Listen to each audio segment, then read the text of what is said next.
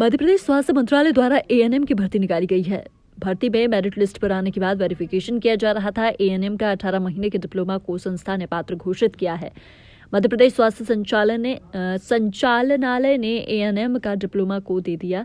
संविदा स्वास्थ्यकर्मी एएनएम 1250 अस्पताल में कर रही हंगामा। संविदा कर्मचारियों की मांग 18 महीने डिप्लोमा को पात्रता दी जाए। मेरिट लिस्ट में आने के बाद भी नहीं दी जा रही संचालनालय द्वारा नियुक्ति। मुख्यमंत्री मोहन यादव ने लगा रही है कर्मचारी गुहार।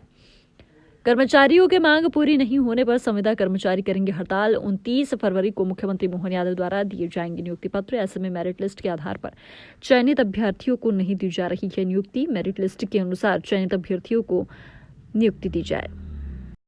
मैं 2008 और 9 प्राइवेट अर्धशासकीय संस्था से ट्रेनिंग की हूँ और हमारे पास जो महाकौशल नर्सिंग एसोसिएशन है उसका जीवित पंजीयन है। मेरिट लिस्ट में टॉप 62 में मेरा नाम है।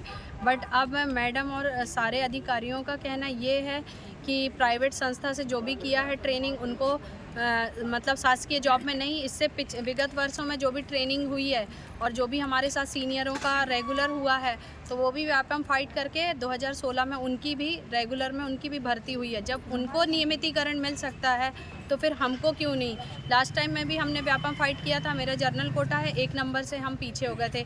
इस बार जब इतनी अच्छी रैंक आई है, मेरिट लिस्ट में नाम आ गया है, तो अब इस समय में ऐसा बोला जा रहा है कि आप MBBS की डिग्री में ऐसा नहीं बोला है। और MBBS की डिग्री और RBS के जो डॉक्टर्स हैं उनको भी पात्रता देते हुए उनको जब ये नियुक्ति मिल जा रही है तो हम लोगों को क्यों नहीं।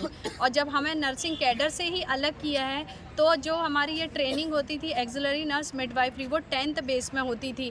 ऑब्वियसली इसमें सवाल ही नहीं उठता 12th या बायो या कॉमर्स या आर्ट्स कुछ भी नहीं है। ये हमारी जो ट्रेनिंग है वो 10th बेस से होती थी और इस ट्रेनिंग का जो हमको जीवित पंजीयन भी वो कराना पड़ता है रिन्यू, तो उसमें हमारा 10th बेस की ही मार्कशीट को स्कैन करके दिया जाता है। हमारे पास UNA ID सब कुछ है।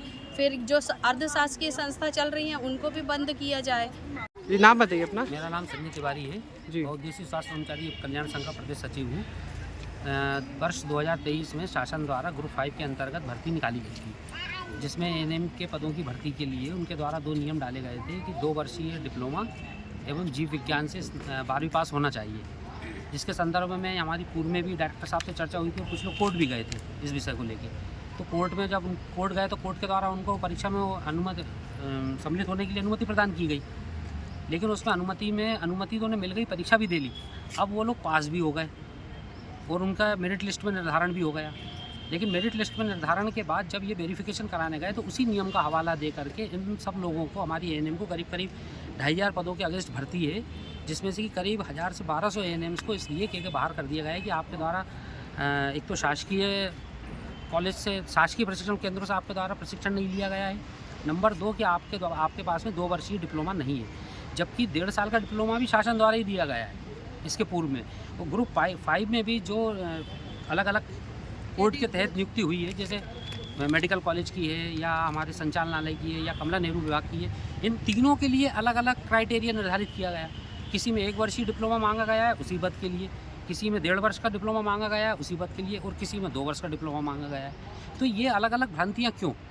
भाई नर्सिंग काउंसिल का अगर जीवित पंजीयन है किसी के पास में, मतलब वो उस चीज़ के लिए इंटाइटल है। तो नीति गलत बनाई है इस तरीके से। अब हमें तो ऐसे ही लग रहा है सर। अभी जिन लोगों का मेरिट लिस्ट में आया उनका होना चाहिए सिलेक्शन। बिल्कुल होना चाहिए। उस पर भी रोक लगा रहे हैं लोग। उसी में तो प्रॉब्लम हो रही है। भाई अगर मेरिट में नहीं लेना था आपको तो फिर मेरिट निकालना नहीं थी, पहले ही वेरिफिकेशन करके निकालते।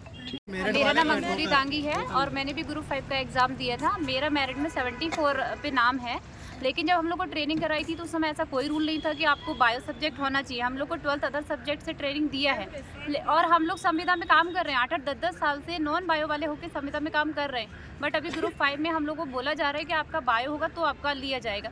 जब मेरिट में नाम है, हम लोग पास हैं, क्वालिफाई हैं, तो हम संविदा में नॉन बायो होकर काम कर सकते हैं, तो रेगुलर में क्यों नहीं कर सकते? ये सबसे बड़ा इशू है।